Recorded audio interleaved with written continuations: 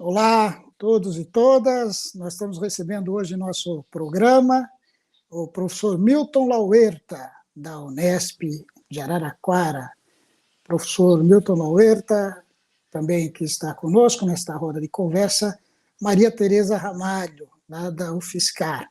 Professor Milton Lauerta, seja bem-vindo ao nosso programa. Prazer, muito grato pelo convite, uma satisfação estar com vocês.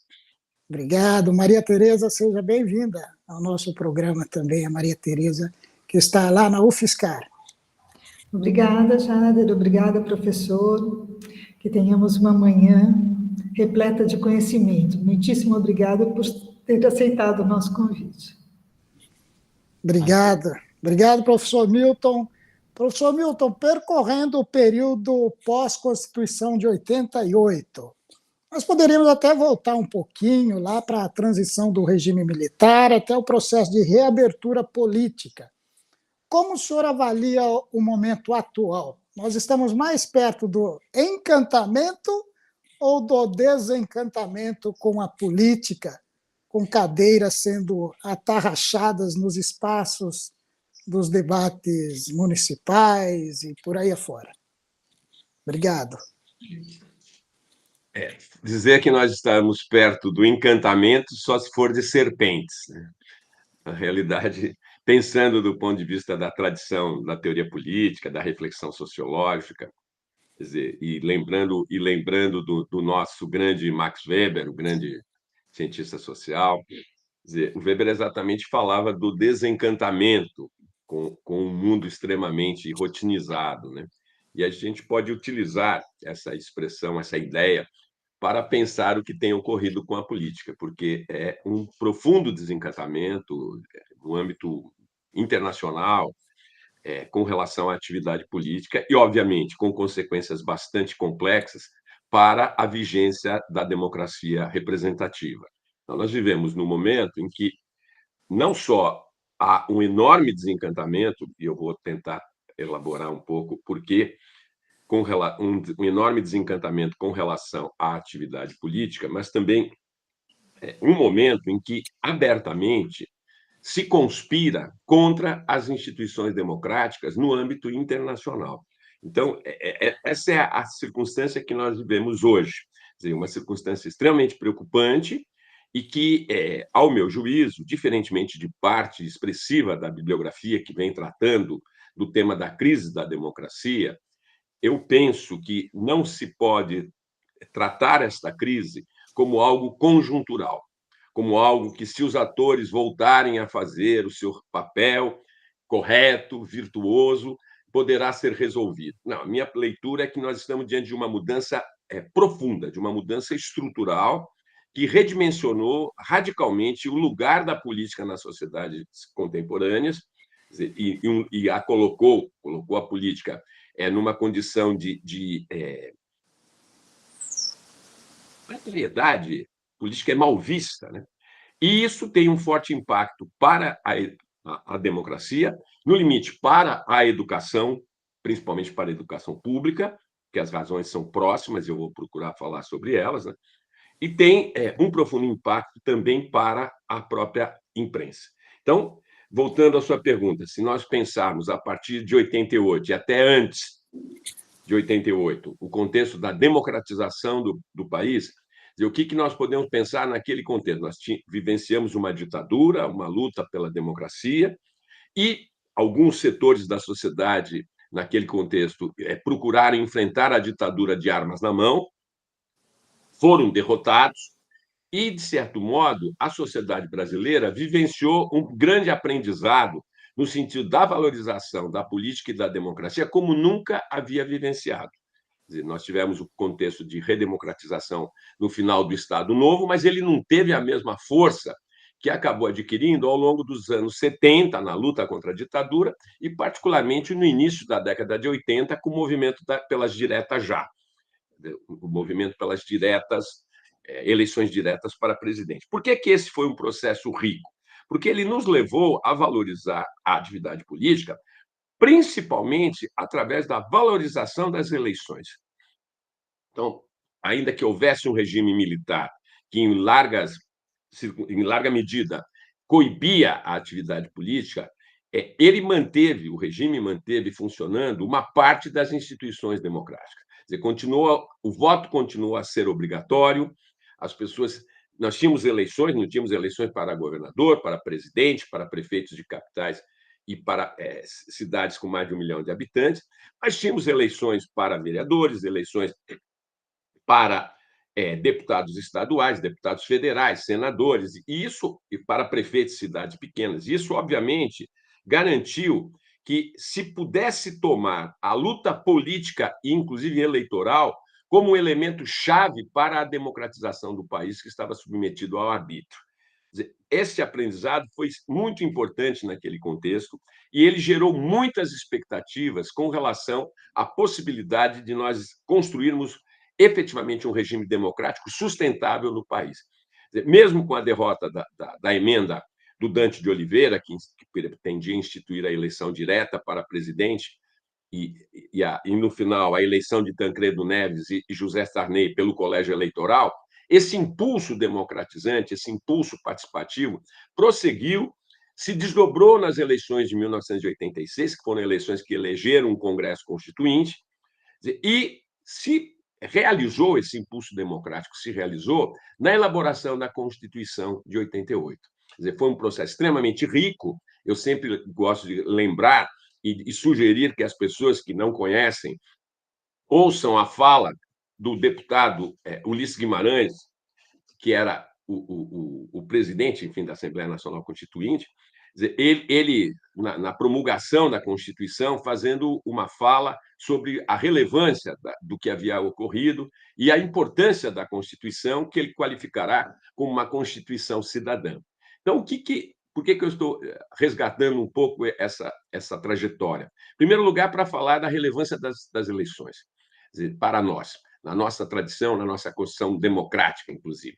Como foi importante esse episódio da ditadura no sentido de nos ensinar que, para garantir a democracia, seria preciso fazer política. Seria necessário aprender a organizar a sociedade num horizonte mais alvissareiro do que aquele que vigorava durante o regime. Então, isso foi um aprendizado muito relevante. Agora, qual foi a grande questão que se colocou desde aquele momento, inclusive se expressou na Constituição?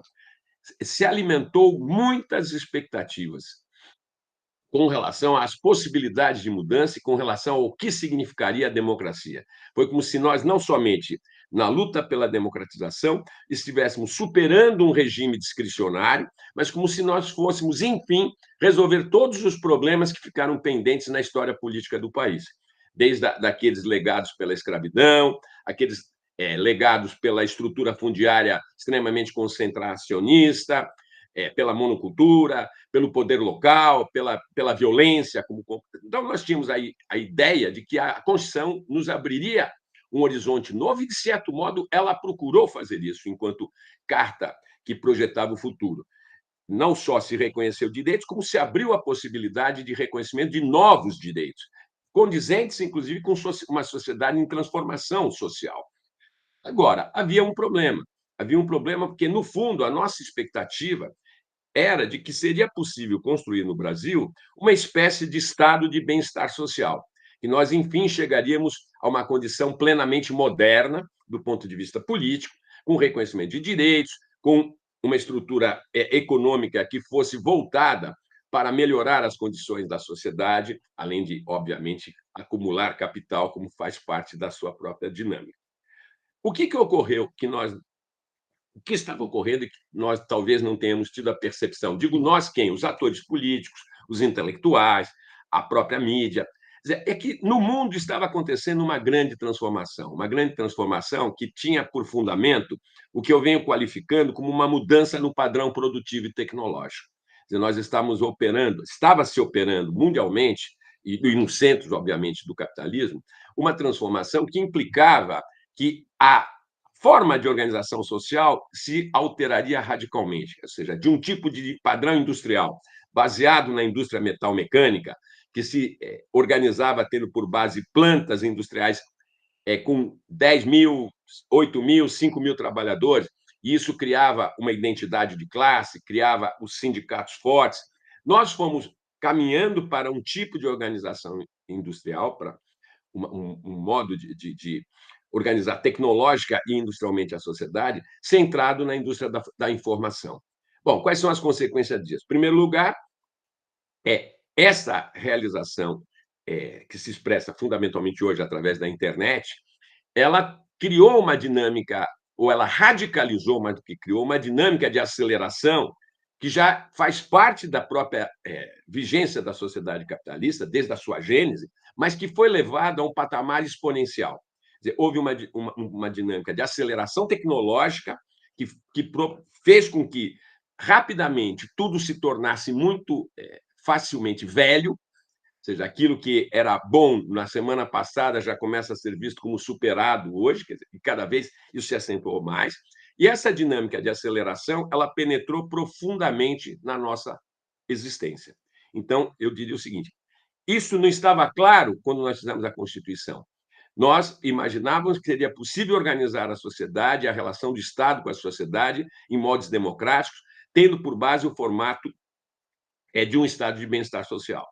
Na prática, o que nós vivíamos com essa dinâmica intensa de transformações produtivas e tecnológicas e de aceleração era um questionamento radical do Estado-nação, que levaria, inclusive, a um questionamento radical da própria ideia de política, e principalmente da ideia de política democrática. Por quê? Diante desse imperativo de acelerar o tempo, a política começa a aparecer cada vez mais como ineficiente, como algo moroso, algo anacrônico, que não dá conta dos problemas. Não estou me referindo à má política, à política dos corruptos, à política daqueles que se locupletam com o fundo público, mas estou me referindo à boa política, porque a boa política requer diálogo, requer debate, requer reflexão sobre as consequências das deliberações que serão tomadas. E esta boa política passou a ser, diante da urgência do ritmo da economia, do ritmo da aceleração, a ser profundamente mal vista. Então, veja, você me perguntava se nós estamos encantados ou desencantados. Eu diria que o desencantamento começou já logo na sequência da promulgação da Constituição de 88, porque ali já se explicitou que as tentativas de dar um choque na inflação não se mostravam suficientes. Basta lembrar o que foi o plano cruzado com o José Sarney e tudo o que isso gerou de hiperinflação. Quer dizer, naquele contexto, na sequência da promulgação da Constituição de 88, nós tivemos as eleições de 89, eleições presidenciais, que foram vencidas por Fernando Collor, que já personificava a figura do outsider, daquele que não tem vínculos, inclusive, com a luta democrática. Ele até tentava dizer que não tinha vínculo com a política, mas isso era impossível. Ele tinha sido, inclusive, nomeado prefeito em Maceió pelo próprio regime militar. Ele tinha vínculos com a política, mas ele se apresentava como o novo, como aquele que iria, através de um único tiro, resolver todos os problemas do país. Uma bala na agulha para matar o tigre da inflação. Quer dizer, todos sabemos que o governo Collor foi trágico, ele não atendeu às expectativas geradas, criou-se uma situação extremamente problemática do ponto de vista das contas e das contas bancárias das pessoas, das poupanças, e não se chegou a nada. Isso acabou gerando um impeachment, que não se realizou porque ele renunciou, mas um processo de impeachment, e nós tivemos um momento de reencantamento na sequência, com a solução Itamar Franco, depois Fernando Henrique, o Plano Real, que aparentemente nós iríamos conseguir de novo reengatar a história que estavam vivendo com as mudanças em curso. Então, essa dinâmica, digamos, de reencantamento, desencantamento, no contexto específico da sociedade brasileira, ela foi sendo vivida como uma espécie de um pêndulo. Quer dizer, de uma hora estamos encantados, então Fernando Henrique agora vai, Plano Real, conseguiu se reeleger, mas aí problemas estruturais continuaram a nos atormentar, mas bem ou mal se equacionaram outros problemas, como a inflação.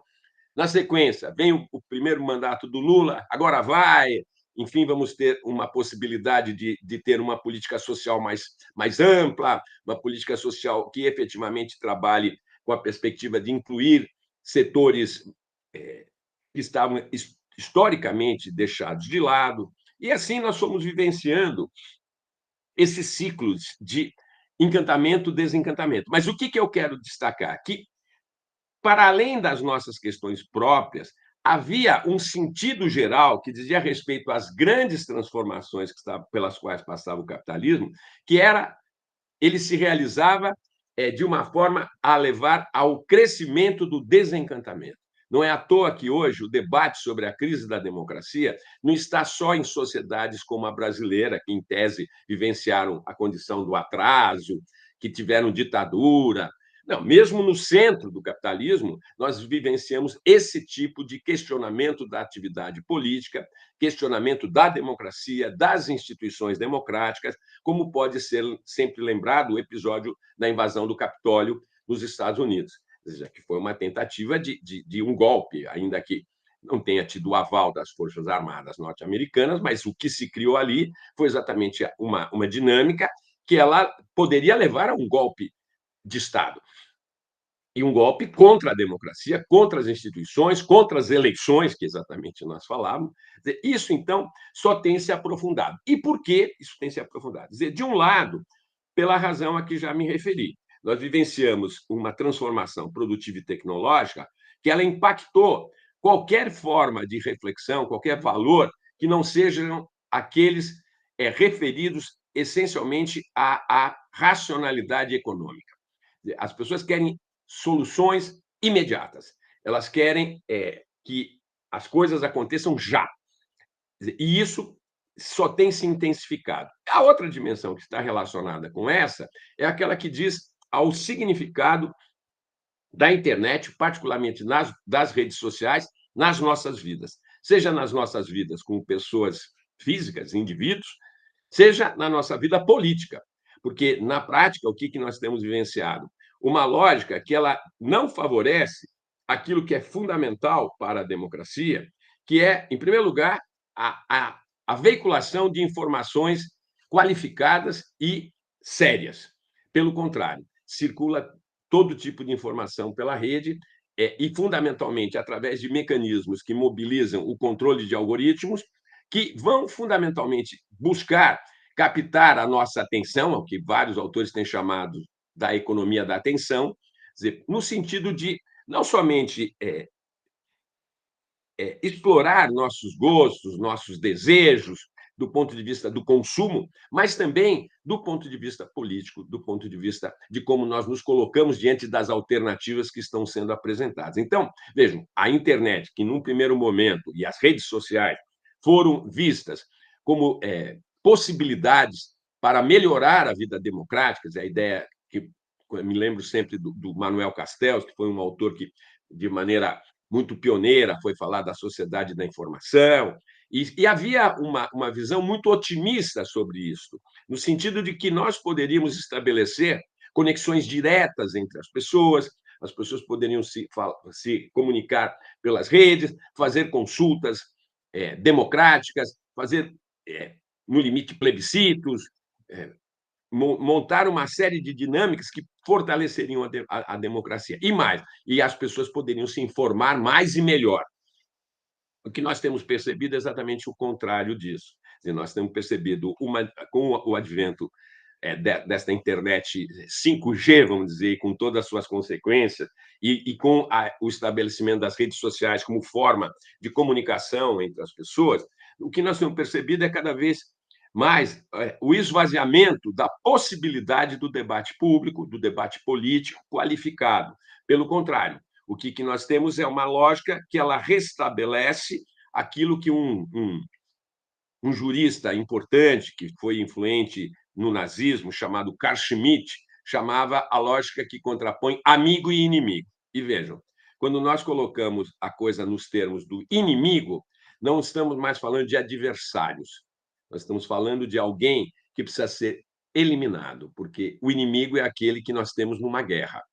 É assim que nós temos funcionado. Nós demos forma e conteúdo à formulação de Carl Schmitt. E nós lidamos com aqueles que nos parecem divergentes das nossas posições, que nos parecem estranhos, que nos parecem muito raros para o que nós concebemos como sendo correto, nós lidamos como se eles fossem inimigos a serem eliminados. Essa linguagem foi trazida para dentro da política.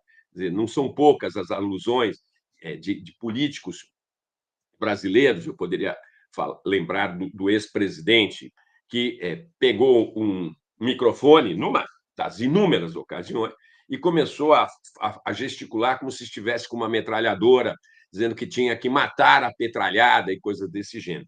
Vejam, isso é um tipo de comportamento que ele parece ser meio esdrúxulo, mas, no fundo, é um comportamento que ele atende muito bem a esta lógica que está pautada pela economia da atenção, pela espetacularização de tudo e, principalmente, pela dinâmica, por uma ideia de que é preciso eliminar aqueles que não fazem parte do nosso campo cultural, vamos dizer assim, político-cultural. Então, eu vejo esse problema como o grande problema que tem nos atormentado e tem nos levado a um desencantamento com relação à política institucional e a um encantamento, não a nós, pessoas físicas, mas a um encantamento por parte de algumas pessoas com figuras que são essencialmente se apresentam à sociedade como figuras que vão romper com tudo que está aí, vão inaugurar o novo total. Eu penso que não é gratuito e nem é um acidente que nós tenhamos personagens como Orbán na Hungria, Trump nos Estados Unidos, Bolsonaro no Brasil, podermos falar do Paulo Marçal agora, do Javier Milei na Argentina e tantos outros que se nutrem daquilo que eu qualificaria como sendo uma linguagem da destruição. Quer dizer, precisa destruir tudo, porque está tudo errado. Então, o outsider, que é uma figura que recorrentemente aparece na política já há muito tempo, em alguns sistemas há mais mecanismos para impedir o outsider que em outros, mas o outsider ele não deixa de ser aquele personagem que reencanta o mundo que está desencantado pelo excesso de burocratização. O problema é que agora o outsider virou um personagem que é produzido em escala industrial, literalmente, é produzido em todas as partes, porque esses personagens se nutrem do que aconteceu de mudança na sociedade, na produção, na tecnologia, e exatamente estas mudanças que provocaram uma queda na própria imagem da política, na imagem do Estado, na imagem de tudo que é público, eles vão se apresentar como aqueles que vão reencantar o mundo, de certo modo, reinventar a vida e se afirmar questionando tudo que está vigindo, não aperfeiçoando, não avançando, mas destruindo, como retórica, pelo menos, né? Com a perspectiva de que será possível chegar a um nível superior de sociabilidade, com mais liberdade, e uma liberdade, inclusive, é uma liberdade que eles propõem sem lei. Ou seja, pararia para a gente poder dialogar, já. Professor Milton, muito obrigado. Agora nos chegou aqui uma pergunta da internet que está comentando um artigo, uma mensagem que tem circulado nos grupos, que diz o seguinte: em 846 cidades do Brasil, não tem nenhuma candidatura, certamente falando das eleições municipais, né? Não tem nenhuma candidatura de esquerda, mesmo dessa esquerda meia-boca, que faz uma crítica. E a pergunta é se está havendo um avanço, esse cenário que o senhor descreveu, favorece um avanço progressivo das forças conservadoras no país. Essa pergunta vem de um grupo de professores também, pesquisadores, onde essa mensagem foi compartilhada e a preocupação, ou tentando entender se há um avanço, esse ambiente favorece o avanço progressivo dessas forças conservadoras no país. E eu vou emendar aqui com uma outra pergunta, que é sobre os currais eleitorais. Há tanto tempo não ouvia falar de currais eleitorais. A pergunta é se a internet ou esse novo contexto favorece também o desenvolvimento de currais eleitorais. Aí, um pouco em contraponto à liberdade dos currais eleitorais, é aquele espaço, né, onde algum político domina, talvez, aquela cidade, aquela região, os votos daquela comunidade ou não. Eu gostaria e ouvir o comentário do senhor em atenção à nossa audiência. Obrigado. Eu que agradeço pelas perguntas e agradeço pela informação de 846 cidades que não tem nenhum candidato alinhado à esquerda. Eu não tinha essa informação, mas não é algo que me surpreenda. Obviamente, ao fazer essa primeira colocação, eu já encaminho a resposta. Há, sem dúvida, um avanço do conservadorismo. Agora, a grande questão que a gente vivencia é que nós não estamos simplesmente tendo uma reedição de formas conservadoras, tais quais elas existiram em outros momentos. Quer dizer, o que nós estamos vivenciando? Essas grandes transformações produtivas impactaram nossa vida em todos os sentidos, a começar pelo trabalho. O que significa isso? O trabalho cada vez mais foi sendo flexibilizado. As relações de trabalho foram sendo flexibilizadas, entre aspas, flexibilizadas. Tem alguns colegas meus que vão trabalhar com a ideia de precarização, precariado, no lugar de flexível. Eu penso que essa é uma questão mundial, que no Brasil também se opera e que tem sido traduzida pela emergência do que alguns chamam de a uberização. Quer dizer, essa forma de trabalhar que não tem contratos, não tem nenhum tipo de garantia trabalhista e que vai se espraiando pela sociedade, não somente com relação aos veículos, mas de vários modos. Contratos flexíveis, MEI, ou seja, se vão criando os mecanismos daqui a Lures. E não à toa, já há alguns anos atrás, um importante sociólogo alemão chamado Ulrich Beck, ele falava exatamente que nós estávamos vivendo uma dinâmica no mundo de brasilianização, nesse sentido da precarização do trabalho. Então, nós temos esta questão chave como uma questão que ela é extremamente importante, que ela desorganiza os mercados de trabalho, como eles estavam concebidos, na perspectiva, inclusive, de reconhecimento de direitos, lança as pessoas em uma condição de precariedade dramática, que abala fortemente suas identidades pessoais. Então, o indivíduo que muitas vezes era o chefe de família, perde o emprego, não vai conseguir se reinserir, ele vai cada vez mais ter dificuldade de ter uma atividade que lhe garanta minimamente um salário para manter a família, ou uma renda para manter a família, e esse indivíduo ele vai tender a ser pautado, obviamente, pelo desespero, mas pelo ressentimento, pela tentativa de algum modo, reconstruir o passado em moldes idealizados, dizer que temos que voltar para o passado, a família, porque isso tudo tem a ver com a imoralidade que está vigindo no mundo, mas, na realidade, ele está reagindo em função do dilema que ele está vivenciando na dimensão fundamental da vida, que é aquela que diz respeito ao trabalho. Ou seja, da pessoa não só ter uma renda, mas ela também ter uma identidade que a define. Eu sou profissional de tal área. Isso é importante para a pessoa. A tendência disso é que cresça o ressentimento, cresçam os preconceitos e que se comece a procurar culpados. Então, quem são os culpados por isso? Os imigrantes, os muçulmanos, dependendo onde estivermos no Brasil, para muitos, os nordestinos, que tal? Cada um vai buscar culpados do jeito que lhe parecer razoável pela sua circunstância. Então, isso é terrível, porque qual é a tendência? Que essas pessoas elas passem a agir procurando, insisto, recompor a sua vida em moldes que ela não poderá mais ser recomposta. E, obviamente, daí para aderir a uma agenda conservadora é um pequeno passo. Isso nós vamos observar nos Estados Unidos, na Europa, todo um discurso contra a imigração, um discurso xenófobo, um discurso que mobiliza uma visão anacrônica de pátria, de nação, que vai se colocar contra o globalismo, confundir globalismo com comunismo, obviamente, nesse contexto de desespero das pessoas, de solidão, de individualização perversa, o que os indivíduos tentam fazer, além de aderirem a causas que poderiam ser chamadas de conservadoras? Eles tentam recompor a comunidade. E as formas de recomposição da comunidade, ou seja, uma comunidade de apoio, tem passado, em larga medida, pela adesão religiosa.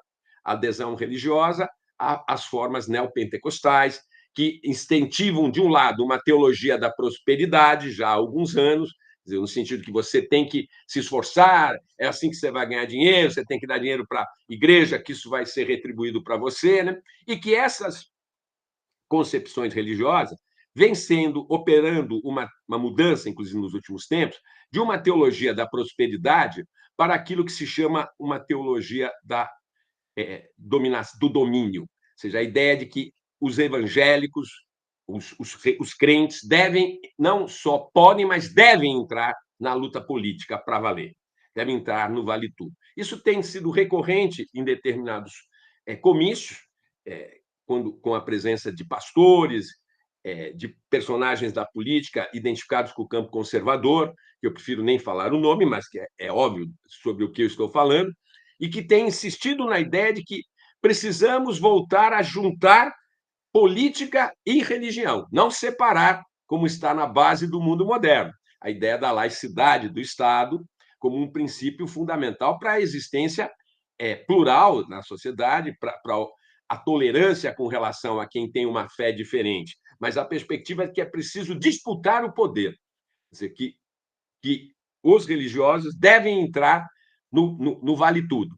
Isso é terrível, porque, vejam, do ponto de vista subjetivo, há toda uma dinâmica que ela leva as pessoas que perderam status, perderam condição social, a caminharem para proposições mais conservadoras. E do ponto de vista mais íntimo desses indivíduos, quer dizer, na busca de algum nível de conforto espiritual, a adesão à religiosidade, nas formas que ela tem se expressado, só está contribuindo para aprofundar esta guinada para o conservadorismo. Então, não me surpreende que nós tenhamos 846 cidades do Brasil sem nenhuma candidatura de esquerda. Eu acho que esse nem é o problema. O que me surpreende mais é que dos 6.500 municípios, dizer, nós vamos observar que nós temos muita gente que não é de esquerda, mas que não tem nenhum compromisso com a democracia. Isso, para mim, é mais dramático. Quer dizer, porque, no fundo, não se trata apenas de dizer que não há esquerda participando do jogo, mas se trata de pensar que muitos dos que participam, além de não se alinharem à direita, mesmo quando não se alinham, não são defensores da democracia. São personagens que, a qualquer momento, podem derivar para alguma forma de ação golpista. Isso é preocupante. Não quer dizer que não haja, evidentemente, contra-exemplo do que eu estou falando. Há, e até de maneira muito interessante. Quando a gente pensa mesmo uma eleição como a de São Paulo, que é uma eleição que está contaminada pela presença do coach, que tem deturpado toda a dinâmica dos debates, mas o que se nota nos outros candidatos, por mais que eles possam aqui e acolá se agredirem, se tratarem mal, mas há um espírito mais democrático, de tentar manter o mínimo de padrão no diálogo, tentar pôr o tema da cidade. Isso eu tenho visto em outras situações, mas o dilema que a gente vive, que há espaço para posturas antidemocráticas radicais, e elas nem sempre têm sido contrarrestadas com a necessária virulência. Então, essa questão do conservadorismo, eu veria assim, há um avanço do conservadorismo, e que não pode ser reduzido pura e simplesmente a dizer uma reedição do fascismo histórico. Tem elementos do fascismo, mas é algo novo, porque é algo que passa por essas novas tecnologias. Quer dizer, é algo que passa pelo domínio da dinâmica envolvida pelos algoritmos, de saber como que as pessoas sentem, pensam, quais são suas preferências e ter mensagens específicas para essas pessoas. Então, eu vejo este momento como um momento que precisa ser compreendido. O que está em curso não é a mesma coisa do que aconteceu em outras épocas.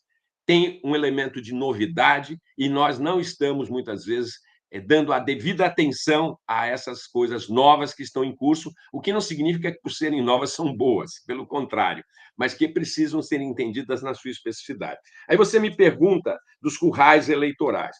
Bom, é evidente que alguns autores têm falado que hoje nós temos uma nova modalidade de coronelismo, que é o coronelismo digital, quer dizer, onde se faz via os meios de comunicação, pautados pela internet e pelas redes, enfim, e daí para diante. Eu penso que é algo inevitável numa cultura política que ela, nas últimas décadas, ela não vem se tornando, no caso específico da cultura política brasileira, mais democrática. Pelo contrário, seja pelas grandes mudanças estruturais, seja pelas nossas tradições históricas conservadoras, autoritárias, nós temos vivenciado um profundo processo de deseducação política, de desafeição cívica. As pessoas estão, de certa maneira, mobilizando, muitas vezes, sentimentos bastante anacrônicos de pátria, de nação, e não estão exatamente aprendendo a conviver com a nossa própria complexidade. O que significa isso? Não estão se colocando à altura para se educarem, para compreenderem que soluções para um país como o nosso não são soluções mágicas, que elas vão ter que ser construídas em uma dinâmica de diálogo muito intensa e de conhecimento, de reflexão, para que a gente possa dar resposta aos graves problemas. Basta pensar a questão climática. Nós estamos vivendo agora essa tragédia aqui na região, no Centro-Oeste, na Amazônia, no Pantanal. Quer dizer, isso não é algo que poderá ser resolvido com... Assim, óbvio que há um elemento nesse processo que diz respeito a ações criminosas. Tem gente pondo fogo para criar tumulto, para desmatar, para depois pôr pasto, para simplesmente pôr fogo para criar confusão para os governos. Tudo isso está na pauta. Agora, o fato é que nós estamos vivendo uma grande transformação climática. E se nós não estivermos à altura disso, do ponto de vista da sociedade brasileira, de pensar isso, debater isso na imprensa, na universidade, nos diretórios partidários, nas instituições da sociedade civil, nós não vamos, na imprensa, enfim, já tinha falado, nos parlamentos, nós não vamos conseguir encontrar solução. Então, o que nós precisamos? Nós precisamos de um tipo de dinâmica que ela estimule o diálogo. O que falta, fundamentalmente, hoje é o diálogo. E esse é o grande problema que advém da própria internet. Que qual é a questão desta nova tecnologia? Há um autor que eu gosto muito, que já faleceu há 2 anos, chamado Teixeira Coelho, que ele escreveu um livro chamado A E-Cultura.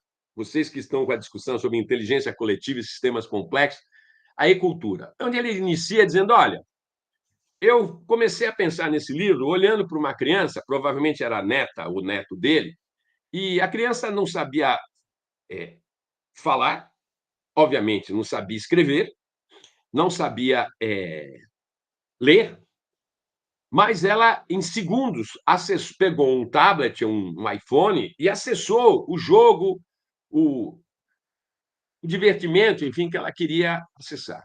E ele tomou um choque e disse, caramba, aí está o problema. Esta tecnologia é toda ela friendly, amigável. Ela te dispensa de escrever, de ler.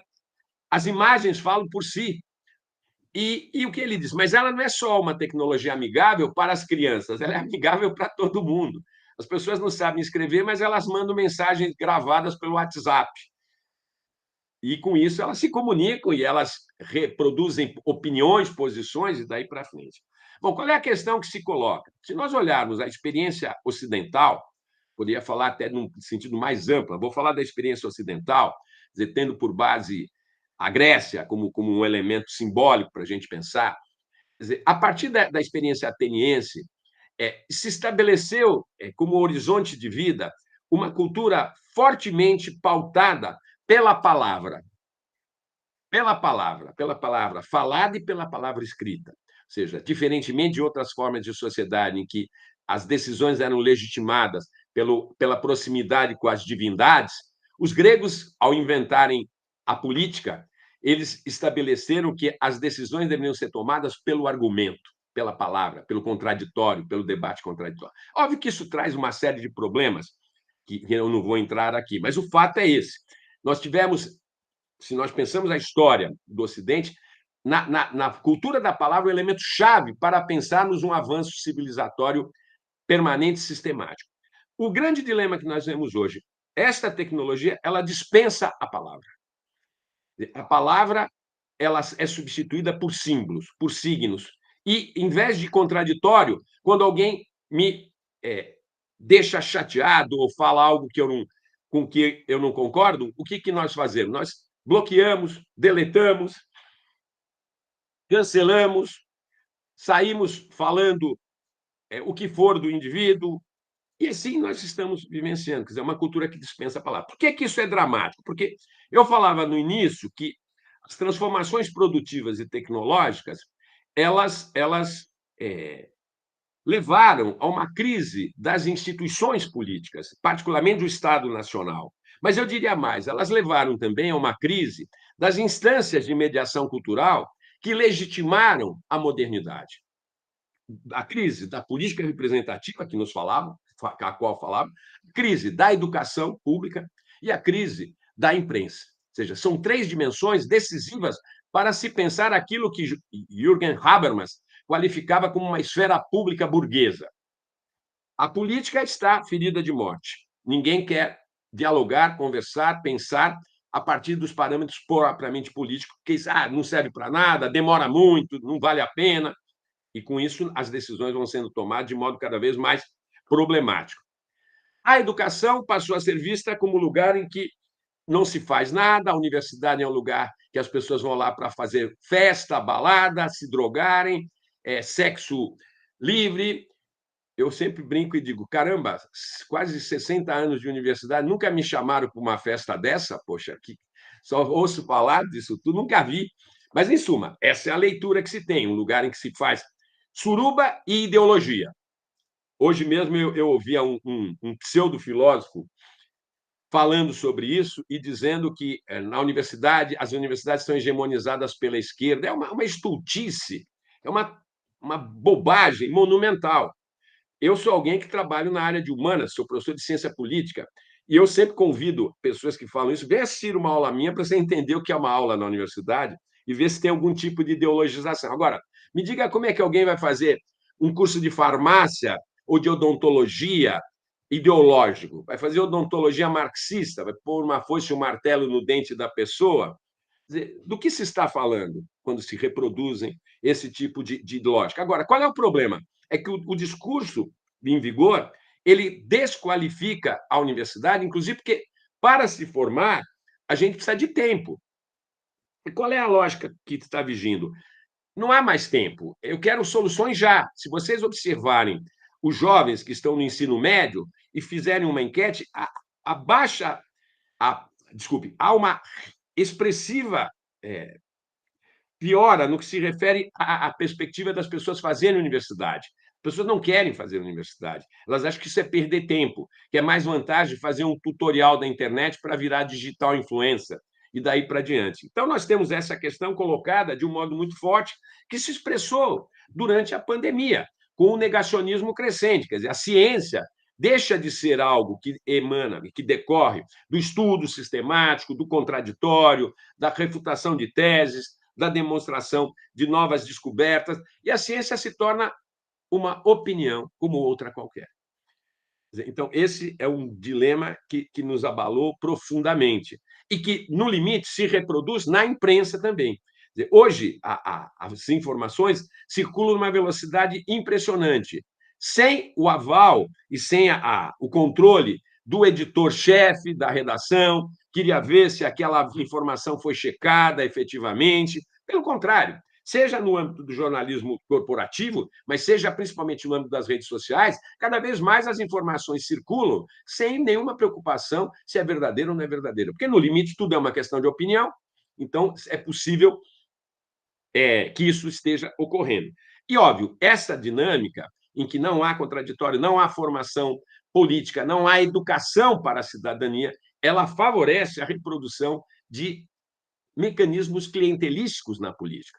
Porque se as questões todas se põem no plano do imediato, se eu sou, entre aspas, um coronel, no sentido da Primeira República, ou um coronel digital, como nós temos agora vários, eu vou encontrar um meio de te monetizar, você, eleitor, seja te dando um jogo de camisa, que era o mecanismo de futebol, uma bola, seja eu te pagando para você reproduzir os meus cortes, os cortes das minhas falas, e com isso você se monetiza, eu me monetizo e se restabelece uma dinâmica extremamente problemática, né?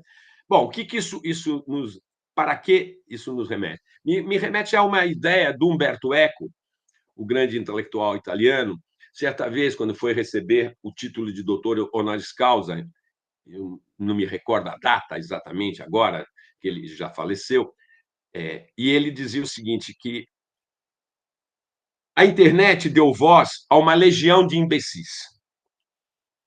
Aquele indivíduo que era o bêbado da aldeia, que entrava num bar, pedia um vinho, ou, no caso brasileiro, uma pinga, e ficava ali xingando, já, você é feio, você fala, tal, e que era suportado, porque ele fazia parte da comunidade, até um certo ponto, e depois ele dizia, chega, vai, já deu, agora você vai para casa, você já passou dos limites.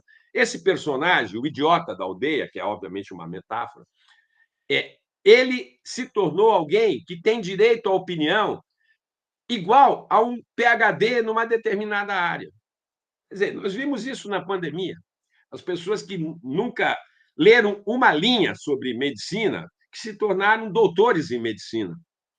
Então, imagina quando isso vai para a esfera da política, como essas questões se complexificam. Ou seja, então, eu penso que a gente vive este momento dramático e seria importante que nós pudéssemos estar debatendo mais essas coisas no dia a dia, porque existe uma dimensão nesse uso intensivo das tecnologias que atinge os jovens, mas atinge a nós também, os não tão jovens, ou os mais idosos, né? Que diz respeito a uma forma de adição, uma forma de vício. Quer dizer, as pessoas estão se relacionando com os aparatos eletrônicos como elas se relacionavam com o uso de determinadas drogas. Quer dizer, é uma ansiedade monumental para ver se houve um like, se houve um dislike, se houve um comentário, e isso gera uma permanente mobilização da atenção individual para este meio eletrônico e que favorece não somente que nesta hiperatenção, nessa mobilização da sua atenção, o indivíduo esteja cada vez mais sendo conectado com aquilo que ele, em algum momento, sugeriu que ele iria comprar. Basta ver que muitas vezes nós estamos falando entre nós, conversando, e o celular está ao lado, nós não estamos ao celular. Mas, de repente, chega uma mensagem sobre tênis, porque nós havíamos acabado de falar sobre tênis. Então, isso mobiliza a tua atenção. Mas também essa dimensão pode ser percebida para as mensagens políticas. E algo que é terrível, porque, insisto, não ajuda a educar, não favorece a cultura do diálogo, não favorece a cultura da palavra. Pelo contrário, ajuda a deseducar, ajuda a recusar-se a dialogar, a se pôr numa postura de fechamento para qualquer posição que é contrária à sua. Ao invés de convencer, eu simplesmente te elimino, te bloqueio, enfim, excluo. Ponto final. Levemos essa imagem da exclusão para a esfera não digital, mas para a esfera da vida cotidiana. É terrível, porque, no limite, aquele que não está comigo, aquele que é diferente de mim, ele é alguém que merece morrer. Isso é terrível, mas é assim que nós estamos vivendo. Obrigado, professor Milton. Nós estamos com mais uma pergunta aqui. Responde, consulta a Maria Tereza, se a Maria Tereza gostaria de fazer uma pergunta. Ela está ouvindo atenciosamente aí. E fique à vontade, Maria Tereza, para fazer uma pergunta ao nosso convidado de hoje, professor Milton Lauerta, Unesp de Araraquara. Maria Tereza.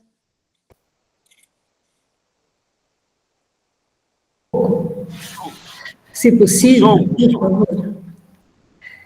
Sobre os estudantes universitários. Como, na experiência do senhor de tantos anos dentro da universidade, como o senhor tem pensado o momento do estudante nessa atualidade, por favor, se possível? Bom, essa é uma questão que, evidentemente, me atormenta cotidianamente, né? Até porque eu tenho uma preocupação, antes de responder a sua pergunta, dizer o seguinte: eu sou um cientista político que eu estudei e valorizo muito o diálogo e a reflexão e a pesquisa sobre as instituições políticas, como é próprio da minha área de conhecimento. Mas eu nunca me conformei a esta dimensão. Eu sempre procurei articular instituições políticas, cultura política, e isso me levou à reflexão, à preocupação e ao trabalho sobre educação política. Ou seja, a ideia de que não vamos ter uma democracia minimamente sólida se nós não transformarmos as instituições, evidentemente, melhorando-as, adaptando-as, aperfeiçoando-as, se nós não transformarmos a cultura política para superar o quanto de conservadorismo e autoritarismo há na nossa cultura política, em todos os sentidos, seja moral, seja política, propriamente dito, e não teremos uma democracia se nós não educarmos as novas gerações para a vida civil. Essa é uma questão séria, porque a minha área de conhecimento, a ciência política, ela não trata desse problema. Esse problema é deixado para os pedagogos. Não faz parte do interesse da ciência política pensar a educação política. Quando muito, se nós formos aos congressos de ciência política, da Associação Brasileira de Ciência Política, se discutirá ensino de ciência política, ou seja, está se pensando no ensino da ciência, não a educação política, que é um tema fundamental. Porque, insisto, hoje a gente observa uma coisa que é séria. Os estudantes, muitas vezes, quando eles chegam ao final do ensino fundamental, eles são colocados diante de posições acerca de relações étnico-raciais, para questionar o racismo, justo, questões que envolvem gênero, que envolvem orientação sexual, justo. Mas qual é o grande dilema? Essas pessoas não aprenderam, nos momentos iniciais do fundamental, a dialogar, a conversar, a pensar que aquele que não concorda com você não é seu inimigo, mas ele é um colega seu que não concorda com você. E é preciso respeito. Então, esse aprendizado do respeito e do diálogo, que é inclusive um aprendizado psicofísico. Nós não aprendemos a falar. Nós não nascemos sabendo falar, a gente precisa aprender a falar. E aprender a falar, aprender a dialogar, é o que requer, inclusive, controle de respiração, controle de ansiedade, não atropelar a fala do outro. Tudo isso nós não estamos fazendo com a meninada mais jovenzinha.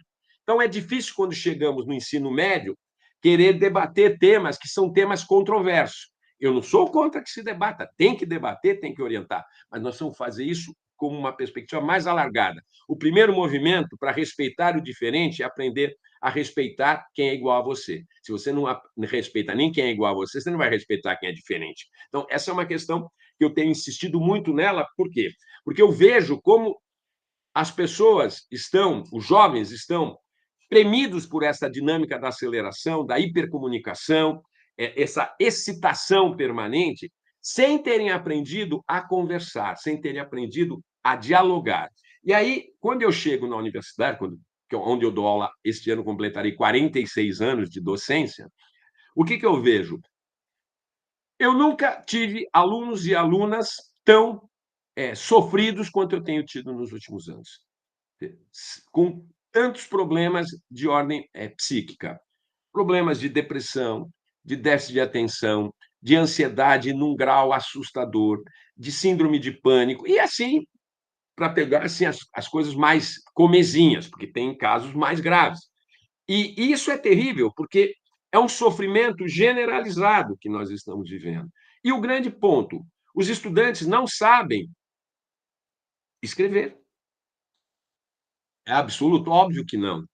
Da mesma forma que eu digo isso, eu poucas vezes tive alunos e alunas tão brilhantes quanto tenho tido em algumas situações, mas são pouquíssimas pessoas. A grande maioria não escreve, não fala, tem dificuldade para se expressar, se vitimiza o tempo todo, não dialoga sobre a sua própria circunstância, não realiza o aforismo socrático do conhece-te a ti mesmo. Enfim, nós vivenciamos uma hora de grande densidade, porque isso tem gerado muitas complicações no que se refere ao processo de aprendizado, muita intransigência, muita agressividade, inclusive no sentido de cancelar professores por uma frase mal posta. Não aconteceu comigo nunca, ainda bem, mas eu já vi situações de colegas que, por um problema de preconceito linguístico ou por um hábito que vem da infância, comete uma frase que pode ser vista como uma frase preconceituosa, independentemente sobre o tema, qualquer que seja o tema. E as pessoas simplesmente transformam esse professor ou essa professora num monstro. As coisas não podem ser assim. Nós estamos numa sociedade que não somente determinadas pessoas são preconceituosas, o preconceito faz parte da nossa existência. E se nós estamos na universidade, nossa obrigação é superar o preconceito, é forçar, professor, a sua frase foi ruim, ou aluno, a sua frase foi ruim. Vamos conversar, ninguém precisa se tornar um monstro por causa disso, mas é assim que nós temos operado. E isso é terrível, porque, em suma, as pessoas não escrevem, não falam, mas julgam. Julgam, julgam, julgam.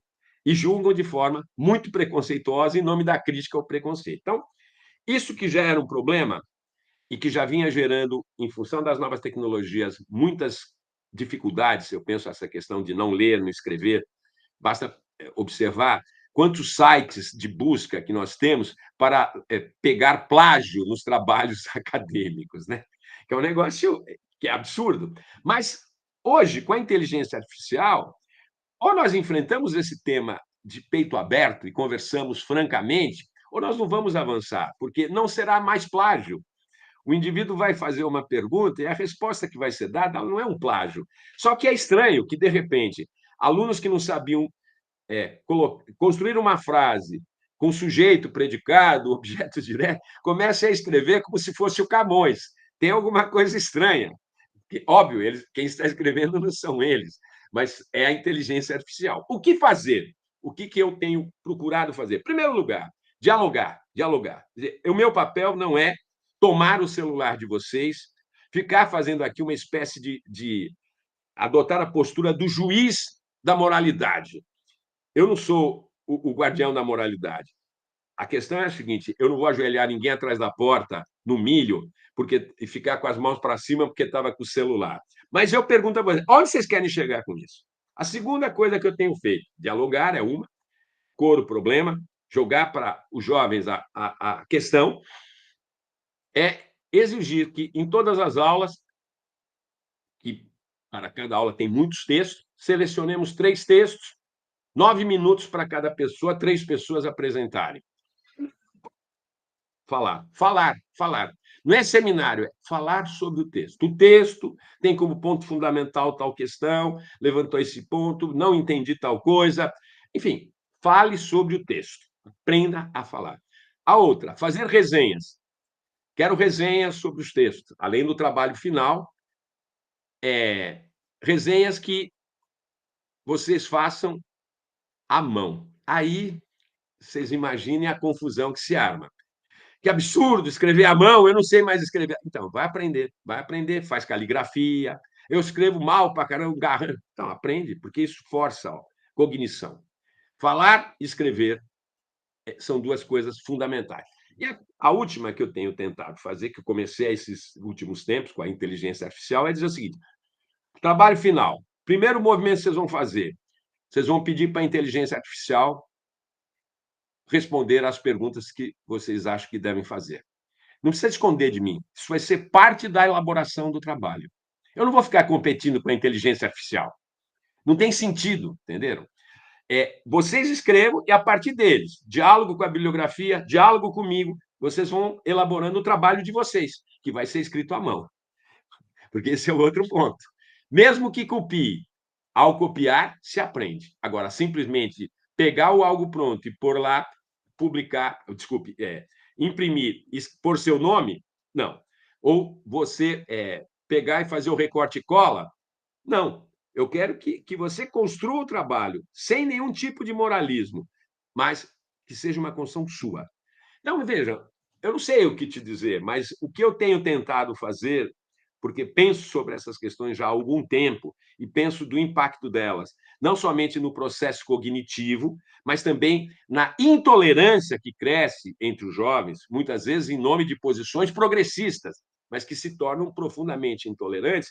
Esses têm sido os meios que eu venho mobilizando para procurar, acima de tudo, estabelecer com os jovens, eu que sou um homem de 70 anos, uma relação de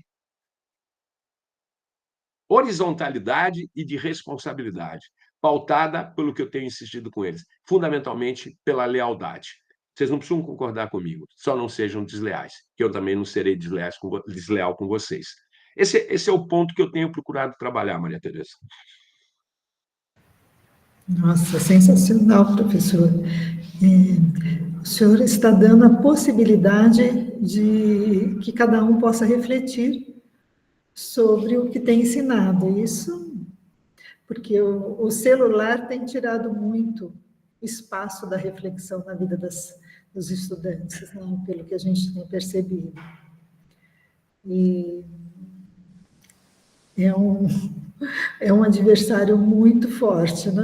E o senhor muito forte. Criou uma metodologia sensacional, utilizando do adversário para que possa chegar na finalidade que é o trabalho de conclusão do curso, né? Da disciplina. Muito interessante sua proposta. Obrigada. Legal. Ok. Professor Milton, muito obrigado. Nós estamos chegando ao final dessa hora, que passou tão rapidamente. A gente já previa isso, que ia passar rápido esses 50 minutos. Nós temos agora 1 minuto para suas considerações finais, e desde já nosso agradecimento pela sua participação no nosso programa de hoje, que será transmitido no próximo domingo à noite, para mais de 30 mil ouvintes, 10 países, e depois das eleições, a Rádio Fiscar também, para as redes universidades federais e para a nossa rede Josué de Castro, Nordeste, que vai acompanhar certamente essa fala do senhor, que é muito importante para nós, muito importante para esse contexto atual. Obrigado, professor Milton. Eu que agradeço a vocês pela possibilidade de estarmos dialogando, que eu acho que esse é o grande elemento que pode permitir que nós reencantemos o mundo, quer dizer, resgatar o diálogo, resgatar a capacidade de conversar, de ouvir e de aprender também. Cada troca que a gente faz, todos aprendemos, né?